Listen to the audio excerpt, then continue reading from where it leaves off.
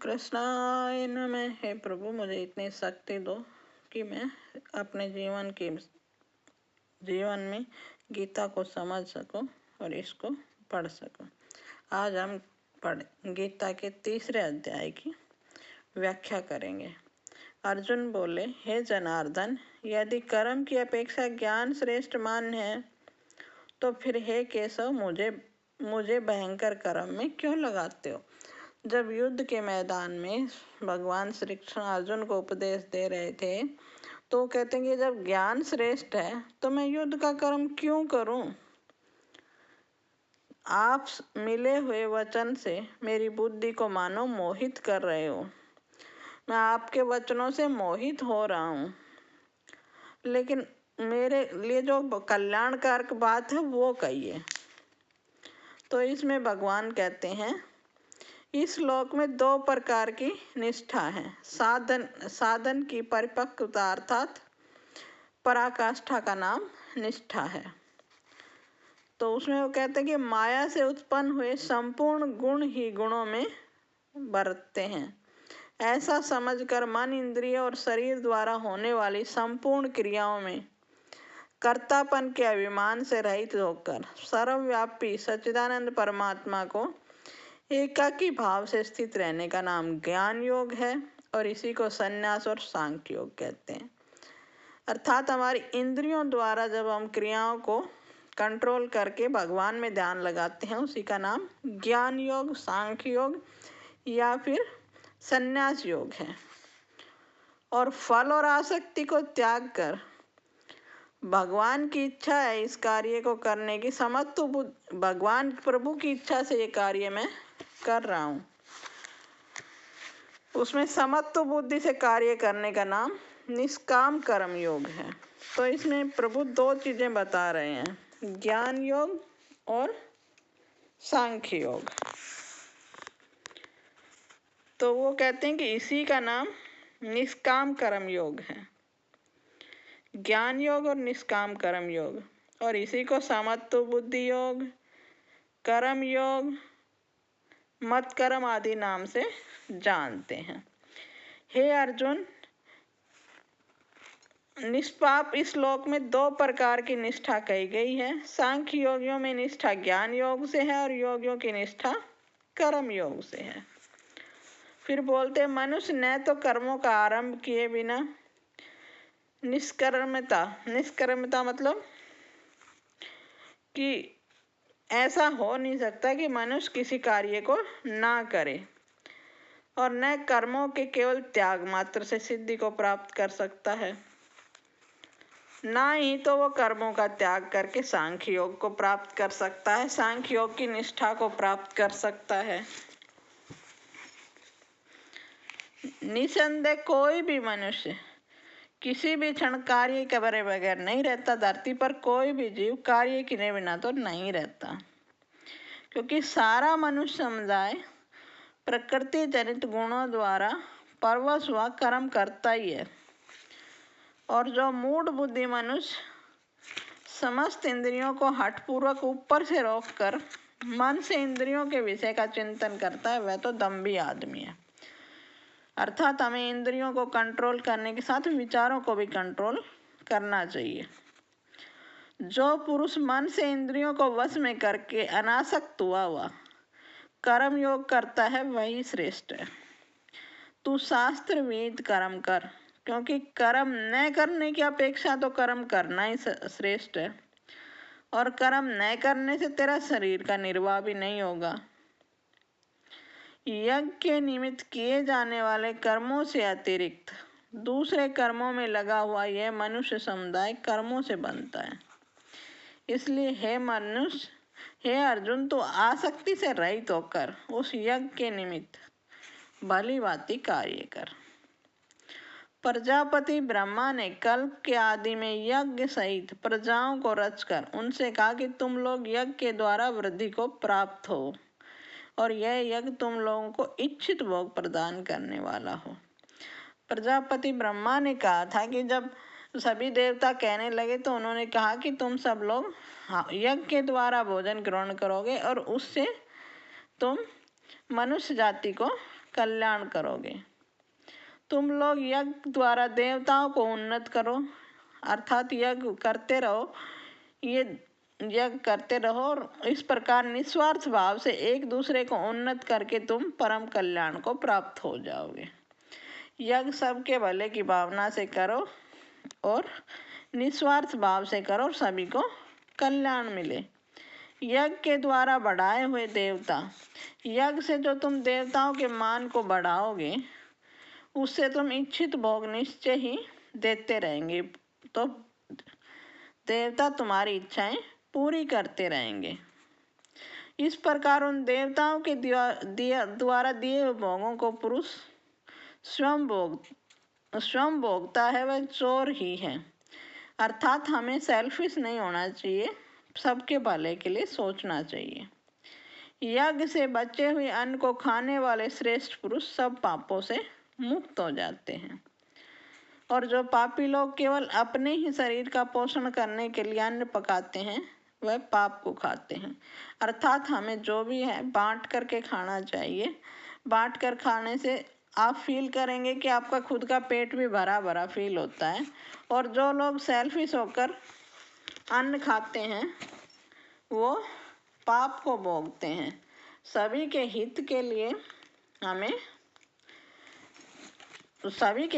हमें कार्य करना चाहिए और भोजन को सभी में बांट कर खाना चाहिए। संपूर्ण प्राणी अन्न से ही उत्पन्न होते हैं। अन्न की उत्पत्ति वृष्टि से होती, वृष्टि यज्ञ से होती और यज्ञ विविध कर्मों से उत्पन्न होने वाला है।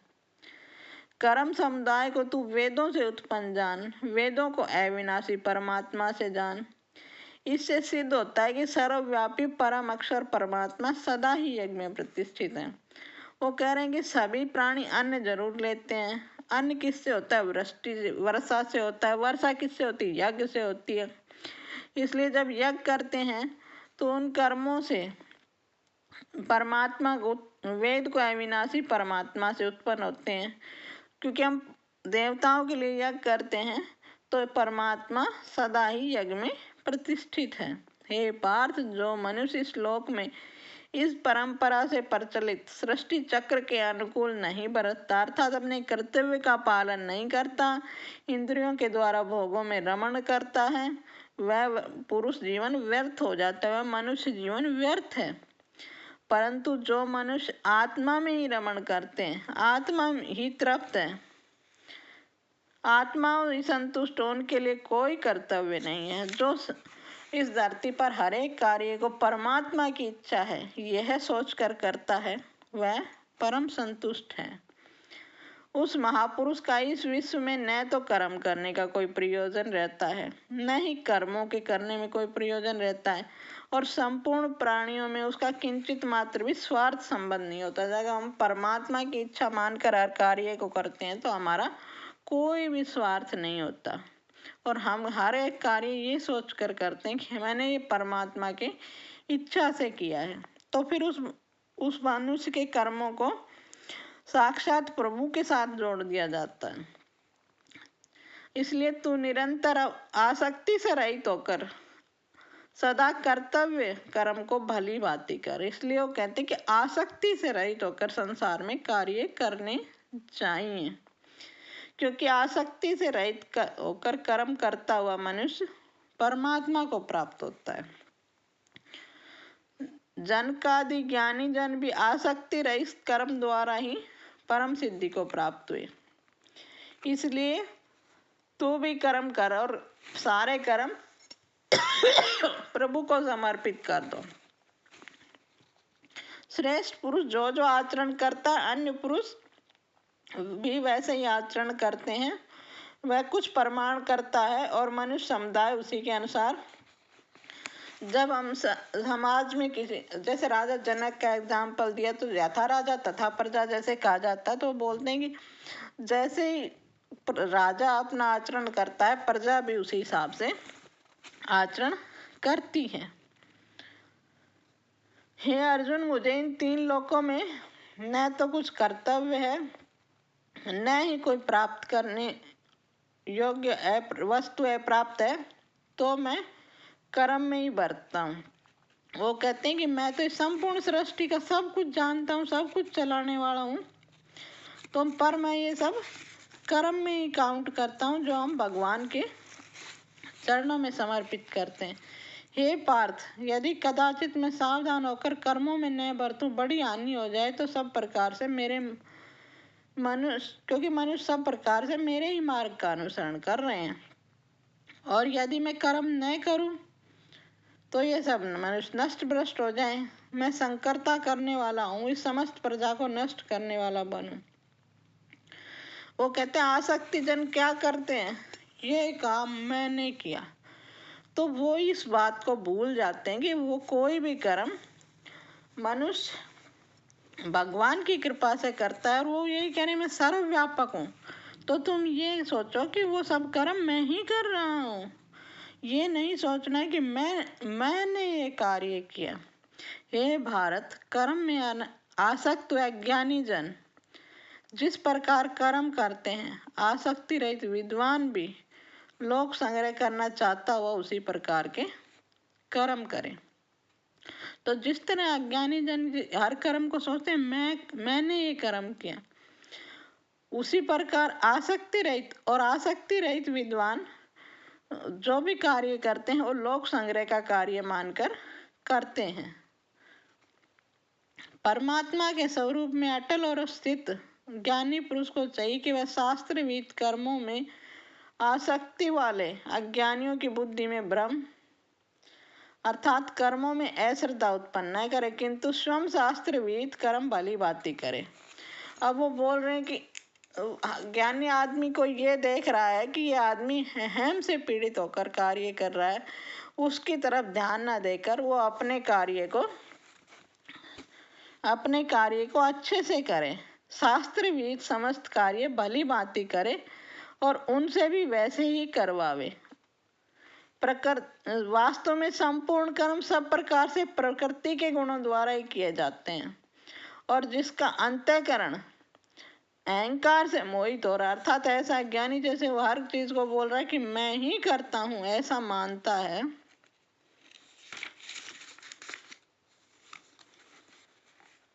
परंतु हे महाभाव, गुण विभाग कर्म विभाग के तत्व को जानने वाला योगी संपूर्ण गुणों में ही मुझे पाता है। वो जो ज्ञानी पुरुष वो हर जगह मैं हूँ ऐसा सोचकर ही कार्य करता है, वो आसक्ति नहीं करता। त्रिगुणात्मक माया के कार्य स्वरूप 5 महाभूत मन बुद्धि अहंकार और ज्ञानेंद्रिया और 5 कर्मेंद्रिया, इन सब के समुदाय का नाम गुण विभाग है, और इन परंपराओं की चेष्टा का नाम कर्म विभाग है। प्रकृति के गुणों से उत्पन्न मोहित हुए मनुष्य गुणों में और कर्मों में आसक्त रहते हैं। उन पूर्णतया को न समझने वाले मंद बुद्धि अज्ञानियों को पूर्णतया जानने वाला ज्ञानी विचलित ना करे।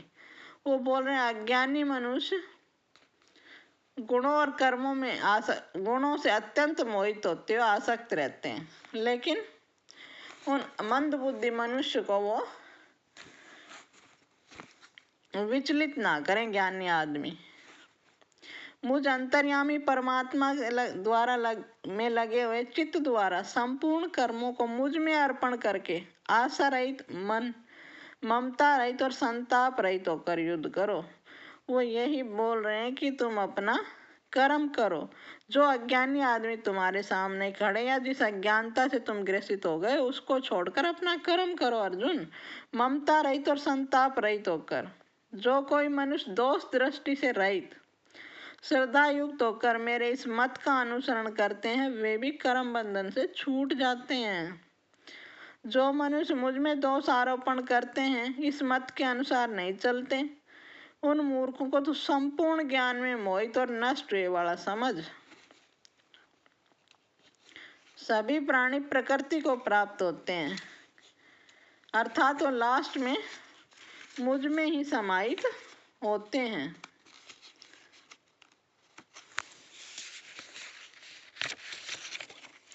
परंतु जो मनुष्य मुझ में दोष आरोपण करते हुए मेरे इस मत के अनुसार नहीं चलते, उन मूर्खों को तू संपूर्ण ज्ञान से मोहित और नष्ट हुए समझ। सभी प्राणी प्रकृति को प्राप्त होते हैं, अपने स्वभाव के परवश हुए कार्य करते हैं। ज्ञानवान भी अपनी प्रकृति के अनुसार चेष्टा करता है। इंद्रिय के अर्थ में अर्थात प्रत्येक इंद्रिय के विषय में राग और द्वेष छिपे हुए हैं। मनुष्य को उन दोनों को वश में नहीं होना चाहिए, क्योंकि राग और द्वेष कल्याण मार्ग में विघ्न करने वाले महान शत्रु हैं। अच्छी प्रकार से आचरण में लगे हुए, दूसरों के धर्म से गुण रहित अपना धर्म अति उत्तम। अपने धर्म में तो मरना भी कल्याणकारी है और दूसरे का धर्म भय देने वाला है। इसलिए हे अर्जुन, तुम धर्मानुसार आचरण करो। अर्जुन बोले, तो फिर ये मनुष्य न चाहता हो भी क्यों पाप का आचरण करता है? अगर मनुष्य को इतना ज्ञान है कि धर्म का आचरण करना है तो फिर क्यों करता है? तो तब भगवान बोलते हैं कि रजोगुण के कारण क्रोध उत्पन्न होता है और क्रोध से वो भोगों से कभी न आगाने वाला और पापी हो जाता है। और उसको ये ज्ञान क्यों नहीं होता जिस प्रकार धुएं से अग्नि और मैल से दर्पण ढक जाता है। जिस तरह से जब अग्नि जब जलती है तो धुआं हो जाता है तो कुछ दिखाई नहीं देता, उसी तरह मनुष्य भी यह ज्ञान देख नहीं पाता है जब वो अज्ञानता रूपी धुआं से ग्रसित हो जाता है। हे अर्जुन, अग्नि के समान कभी न पूर्ण होने वाले काम रूप ज्ञानियों के नित्य वैरियों द्वारा मनुष्य का ज्ञान ढका हुआ है। इंद्रियां, मन और बुद्धि ये सब इस ज्ञान स्थान कहा जाते हैं। यह काम इन मंद बुद्धि और इंद्रियों के द्वारा ज्ञान को आच्छादित करके जीवात्मा को मोहित करता है। इसलिए हे अर्जुन, तू पहले इंद्रियों को वश में कर और इस ज्ञान और विज्ञान को नाश करने वाले महान पापी काम को अवश्य बलपूर्वक मार डाल। इंद्रियों को स्थूल शरीर से पर यानी श्रेष्ठ, बलवान और सूक्ष्म कहते हैं, पर इंद्रियों से पर मन है। मन से भी पर बुद्धि है और जो बुद्धि से भी अत्यंत पार है वह आत्मा है। जिसने अपनी इंद्रियों पर कंट्रोल कर लिया, मन पर कंट्रोल कर लिया और मन से बुद्धि और बुद्धि के ज्ञान से वह आत्मा को प्राप्त होता है। इस प्रकार बुद्धि से पर अर्थात सूक्ष्म, बलवान और अत्यंत श्रेष्ठ आत्मा को जानकर बुद्धि के द्वारा मन को वश में करके हे महाबाहु, इस काम रूप दुर्जय शत्रु को मार डाल। ये था ब्रह्म विद्या योग शास्त्र नामक श्री कृष्ण अर्जुन संवाद का 3य अध्याय का हिंदी अनुवाद। जय कृष्णा।